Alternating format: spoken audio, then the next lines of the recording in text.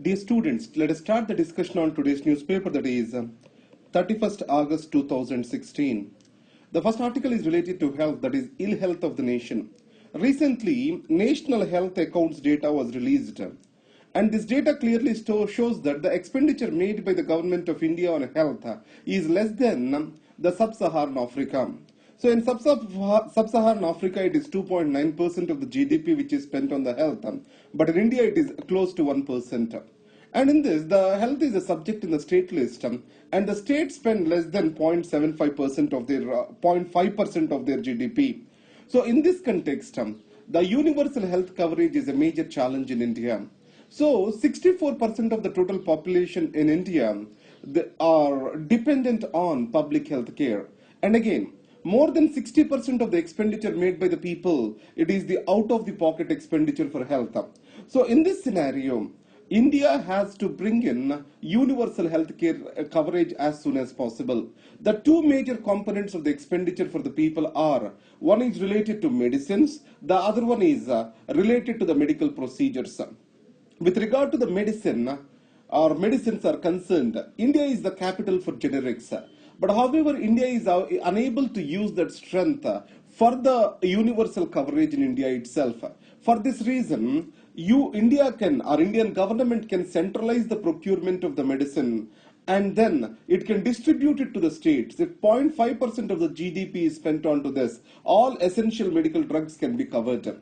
And second thing is, medical procedures, some standards have to be developed, and government has to prescribe how much will be paid for each procedure under various insurance schemes.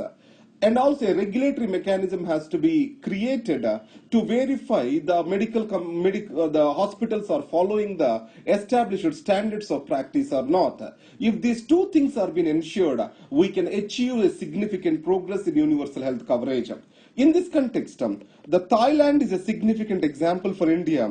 With the effort of 1 year, it is able to achieve universal health coverage for 75% of the population. And coming to surrogacy, let's take a situation over here. There is a childless couple who are 5 years married. They can go for surrogacy. And the surrogate woman shall have an altruistic concern in carrying the child of those parents. Now, in these circumstances, these two parents who are initiating the surrogacy, these are called commissioning parents. And then the woman who is carrying the child is called a surrogate mother. So in this scenario, the major problem is, in India, various laws, they recognize the children into three categories, that is legitimate, illegitimate, adopted. Then what is the legal status of these surrogate children? And the second thing is, what are the protections which are given to the surrogate mother? So it means that the surrogate mother has any insurance for the complications which she gets during the pregnancy? And third, what about the identity of the child? It means that in India, for example, if the childless couple, they do not have a child because of one or the other medical reason, how they have to be handled? So they go for egg and sperm donation in those circumstances. In such a scenario, the identity of the donor shall not be revealed. So the biological identity of the parents can never be revealed to the child. And the child's identity is given a less priority over the confidentiality of the donor. How these have to be addressed in the future? And then assisted reproductive technology clinics are there. How they have to be regulated? What are their responsibilities? All these things, there is a legal vacuum still existing in India. And coming to UN Security Council reforms, UN General Assembly, President-elect Mr. Peter Thompson is in India to meet the Prime Minister Modi, and India is pushing for UN Security Council reforms. In this context, the President-elect says that every country is agreeing for the reform, but the problem is in achieving a common consensus on taking forward the reform.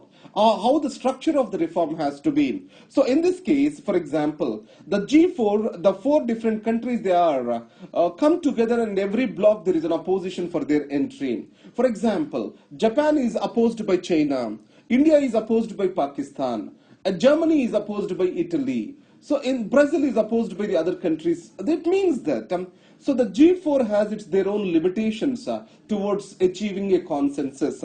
For that matter, if you see UFC, that is Uniting for Consensus, which is spearheaded by the Italy. So it has been formed against to the G4, keeping specifically Germany in mind.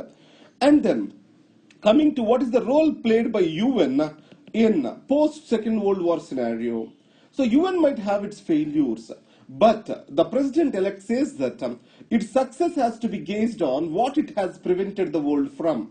So UN is not for taking the world to heaven, it is to prevent it for it to move into hell. That's what is the exact statement he said. It means that it has prevented many of the human catastrophes from getting repeated.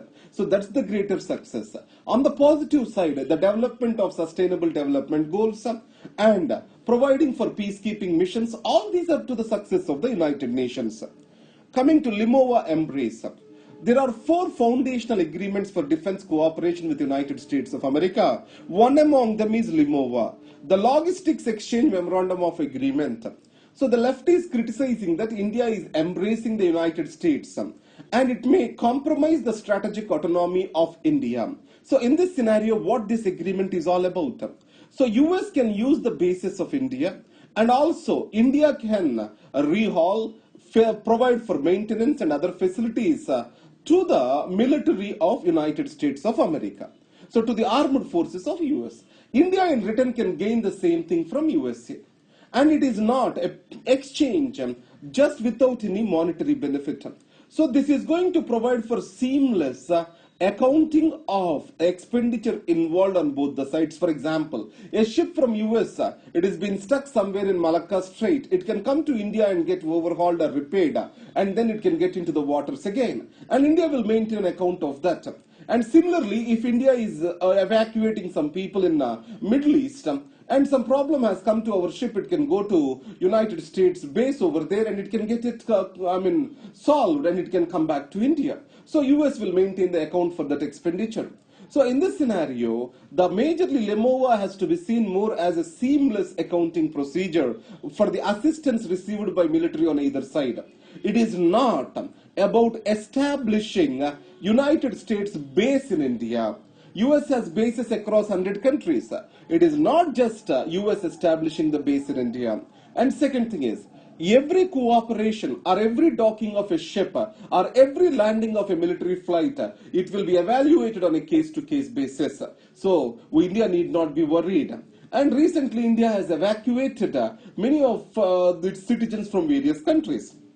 This agreement is going to provide or simplify that particular thing. And also during tsunami, so it can take the assistance from the United States to evacuate the people from various coastal locations. In this way, for the disaster management and also for evacuation of Indian crowds, this particular Limowa will be helpful. And coming to the central article, actually this is not relevant for us as a syllabus. For political science students, it might be useful. So what the author tries to say is, the Dalit identity got consolidated. But however, the Muslim identity is still being captured through or in the hands of few elite. So in this scenario, so the Muslim at the lower rungs who are not economically developed, so they are unable to come together and form a consolidated group demanding their might. So their consolidation across the religion, it is depriving them of the valuable political space. Now coming to the strategic and commercial dialogue SCD between India and US. So India has raised the issue of visa fee hike for the temporary work visas by the United States. And the second thing is, so India, US, Afghanistan, a trilateral dialogue is going to be commissioned. Already it was taken up in 2012 and 13, but it was not happened since then. It is going to be pursued further. And the third thing is, Kerry has also supported India's function against terrorism, and he has suggested that the Mumbai attacks and attacks on Pathankot air base shall be solved as quick as possible. So these are the things. So these are about today's news. Thank you very much. All the best.